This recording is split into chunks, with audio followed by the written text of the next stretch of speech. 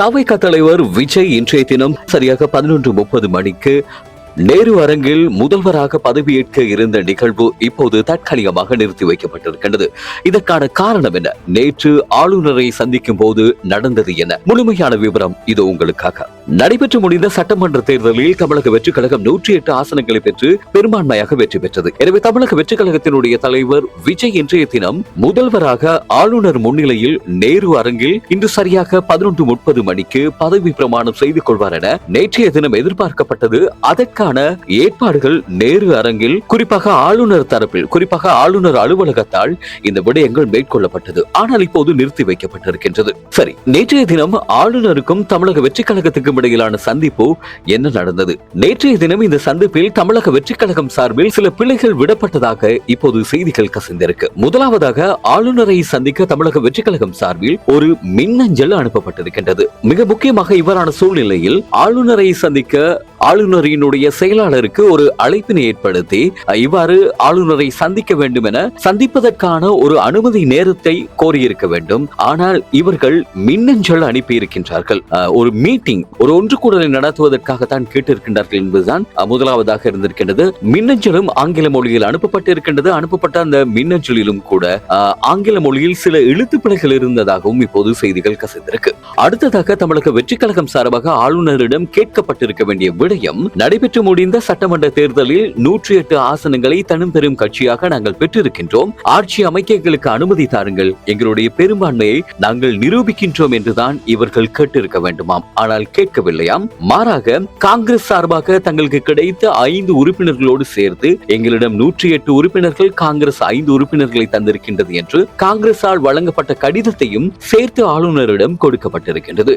அப்போது இதனுடைய அர்த்தம், ஒருவேளை 108 இங்கு 5 113 ஆசனங்கள் மாத்திரம்தான் எங்களுக்கு இருக்கின்றது, ஆட்சி அமைக்க அனுமதி தாருங்கள் என்ற அடிப்படையில் கேட்கப்பட்டதா என்ற ஒரு சந்தேகமும் இந்த உரையாடலில் ஒரு குழப்பமாக இருக்கிறது. இதற்கு அடுத்தபடியாக பார்த்தீர்களாக இருந்தால், நேற்றைய தினம் திரைப்பட இயக்குனரான RB சௌத்ரி, அதாவது நடிகர் ஜீவாவினுடைய தந்தையின் மறைவுக்கு விஜய் சென்றிருந்ததை காணக்கூடியதாக இருந்தது. ஆளுநர் அலுவலகம் வருகை தந்ததை கூட சமூக வலைதளங்களில் காணக்கூடியதாக இருந்தது. இந்த சந்தர்ப்பங்களில் பார்த்தீர்களாக இருந்தால், தமிழகத்தில் ஒரு முதல்வருக்கு வழங்கக்கூடிய அதிஉயர் பாதுகாப்பு, அதாவது போக்குவரத்து பாதுகாப்பு காவல்துறையால் நேற்றைய தினம் வழங்கப்பட்டிருந்தது.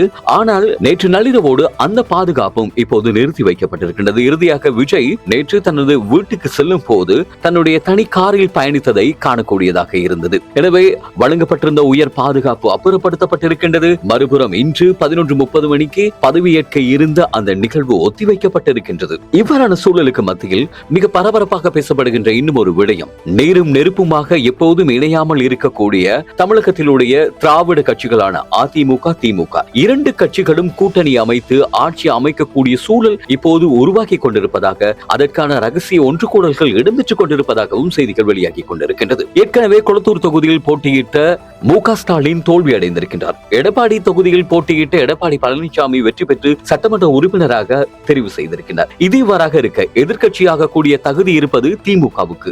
ஆனால் இந்த 2 கட்சிகளும் கூட்டணி அமைத்து எதிர்கட்சியாக இருக்கக்கூடிய திமுக ஆட்சி அமைக்காமல் அதிமுக ஆட்சி அமைத்து திமுக மறைமுகமாக இருந்து தனது ஆதரவை தெரிவிக்க போகிறது என்று ஒரு விடயம் இப்போது பரவலாக பரவிக் கொண்டிருக்கின்றது. இன்று காலை வெளியான மிக முக்கியமான தகவல்களை பார்த்தால், திமுக தலைவர் முன்னாள் முதலமைச்சர் மு.க. ஸ்டாலின் சொல்லியிருக்கின்றார், தமிழக வெற்றிக் கழகம் ஆட்சி அமைக்க ஒருபோதும் தடங்கலாக இடையூறாக தான் இருக்க போவதில்லை என்று சொல்லியிருக்கின்றார். அது மாத்திரமில்லாமல் திமுக ஆட்சி காலத்தில் இருந்த போது மக்களுக்கு வழங்கப்பட்ட சில சலுகைகளை நிறுத்த வேண்டாம், தொடர்ச்சியாக மக்களுக்கு வழங்குங்கள் என்று மு.க. ஸ்டாலின் தெரிவித்திருக்கின்ற விடயமும் இப்போது செய்தியாக பரவிக் கொண்டிருக்கின்றது. அதைவிட மிக முக்கியமான இன்னும் ஒரு விடயம் இப்போது வெளியாகி இருக்கின்றது. விஜய் முதல்வராக பதவியேற்க இருந்த அதே 11:30 மணிக்கு திமுக தன்னுடைய நிலைப்பாட்டை என்னவென்று அறிவிப்பதாகவும் இப்போது செய்திகள் வெளியாகி இருக்கின்றது. தமிழக வெற்றிக் கழகத்தினுடைய தலைவர் விஜய் அழைத்து முதல்வராக எப்போது பதவியேற்க சொல்ல போகிறார்? அதிமுக திமுக கூட்டணி அமைக்குமா?